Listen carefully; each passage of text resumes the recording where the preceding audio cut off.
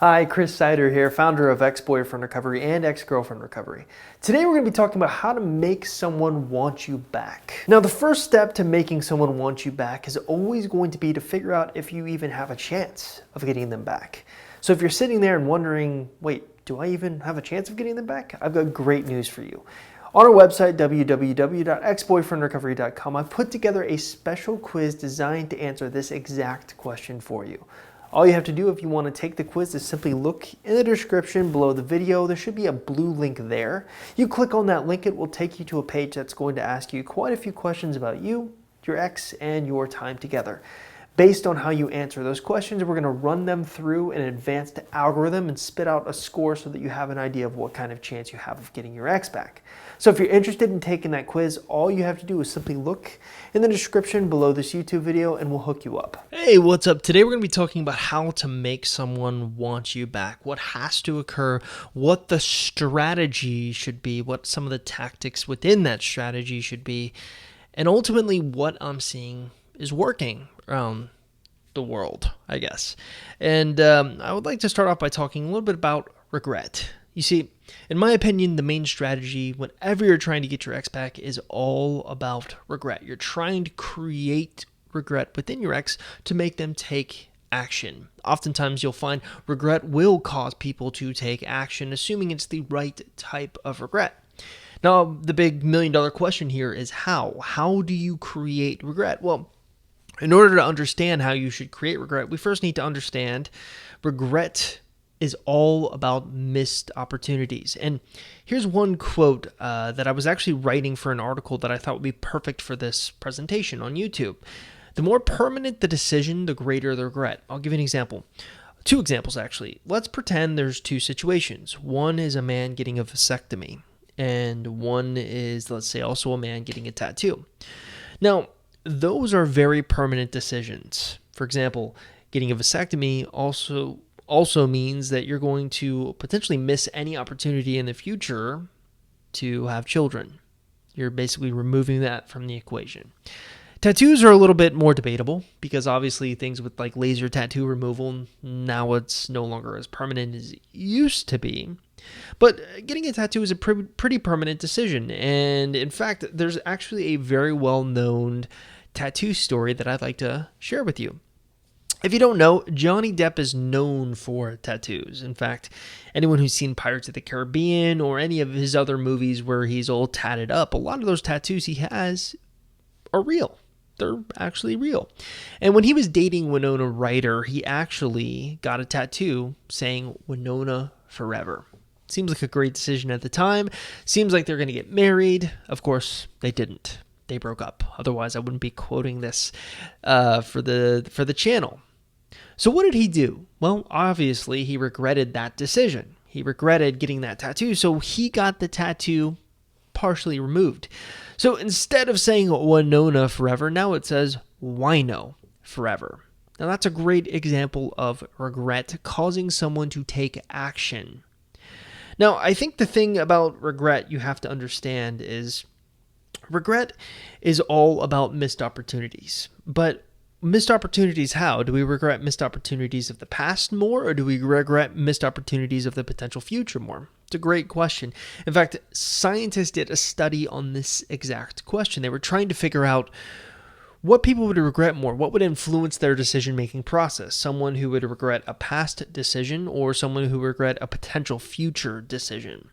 And here's what they found. They actually ran a test where they actually took 217 individuals and gave them a choice. They said, okay, you can pick one of two mugs. The first mug is going to be had a discount that ran on it about 3 weeks ago. And the second mug will have a discount running on it in about a week.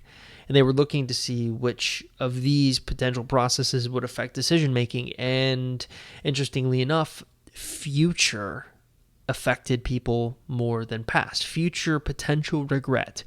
So think about that when you're actually trying to get your ex back or you're trying to make someone want you back. Don't highlight the missed opportunities of the past. Highlight the missed opportunities of a potential future with you. And that is going to be underlying our entire strategy that I'm going to teach you. Now, let's switch gears and talk about the reasons for why any ex would come back to you. I've been doing this a long time. In fact, I think almost 7 years now. So, well over half a decade I've been doing this. As I pointed out in the last video I did, I've had over 112,000 people comment on my website. And I've seen a lot of situations, which means I've had also a lot of success stories. And one of the really interesting things is I always like to see why the ex came back and what we can use that for the people who haven't gotten their exes back. And I've really narrowed it down to 7 reasons, right? The first reason is possession. They're so possessed, or they're thinking about you so much, they just have to get back with you. The second reason is nostalgia. This would actually fall under the missed past regrets. It's when you're thinking back about the kind of the good times of the relationship, right?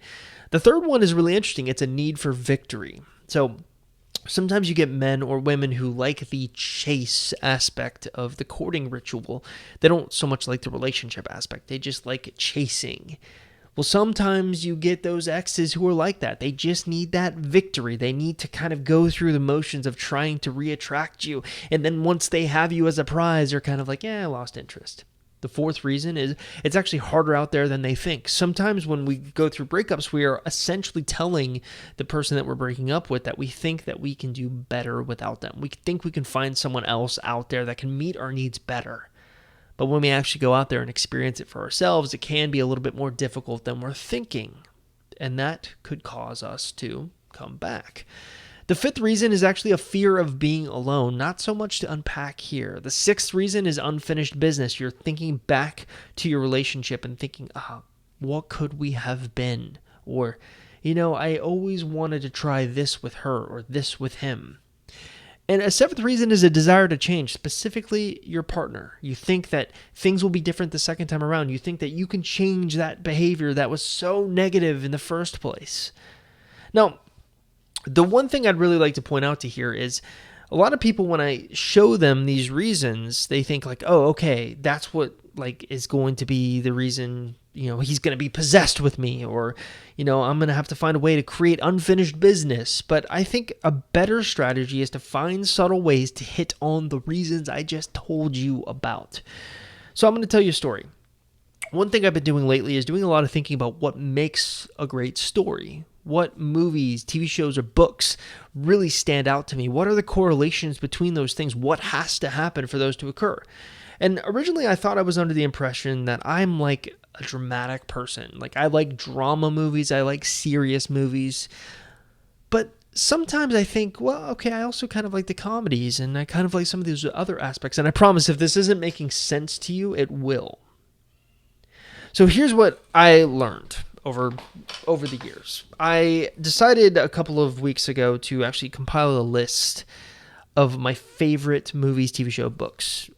They could be anything from great, Oscar-winning movies to kind of personal guilty pleasure comic books or manga or nerdy things that I like that. And I just kept writing and writing and writing everything I could possibly think of. I'd go throughout the day, something would remind me of, let's say, Harry Potter, and I'd put Harry Potter on the list. And I start to really look at it and see that I don't just like dramatic movies or books or TV shows. I also like comedies. I like How I Met Your Mother. I also like action movies. I like John Wick, Man of Steel. I like very philosophical movies with lots of ideas, like Kill Bill, believe it or not, has a lot of philosophical ideas. I like dramatic performances like Breaking Bad. I like books with epic moments like Red Rising or Golden Sun. And I thought about it, and really what I think makes a great story is when you look at human emotions and you find a way to touch on those human emotions, every single one you could possibly think of within that story. Something that makes you laugh, something that makes you cry, something that makes you sort of feel giddy with epicness. And I think about exes sometimes, and I think specifically about these reasons. And I think it's a big mistake to just pick one of these reasons and go to town on it. Instead, you should be picking all of these reasons and finding subtle ways to really hit on them so that your ex isn't only feeling possession for you, they're also feeling nostalgia. They're also feeling that, it's actually harder out there than they think. They start to compare who they're dating right now or going on dates with, or who they're thinking of going on dates with you. And you always win out. They start to look at your Facebook profile and sort of feel like, that's unfinished business. I wish I had done that with her. I wish I had gone there with him. Maybe there's a way you can actually hit on the nostalgia part of things, where you start highlighting positive parts of your past relationship when you're communicating with each other. Don't just pick one of these reasons and hit on it. Pick all of them. Try to find a way to group all of them and subtly touch on each one of these. And for the record, there are more than 7 reasons people will get back together. These are just the most common ones. Not all of these you will have control over. You're going to have to kind of spitball a little bit here and there. But for the most part, around 4 or 5 of these reasons you will actually be able to sort of hit on. Now, this also leads me to my next big point. The way I do YouTube videos now is I actually map out articles first. I like to write very, very in-depth, extensive articles on the topic that I'm going to be writing about. And then after that, I kind of use the video to summarize the article. So if you're interested in learning more about how you can make someone want you back, and you want a lot more in-depth information than I'm giving here on the video, all you have to do is simply look in the description of this YouTube video and find the companion article that goes along with this YouTube video. The only reason this video would be posted is if the article is live. So don't ever worry about it not being live. Just simply look in the description, find the companion article, and we will expand on what we talked about here.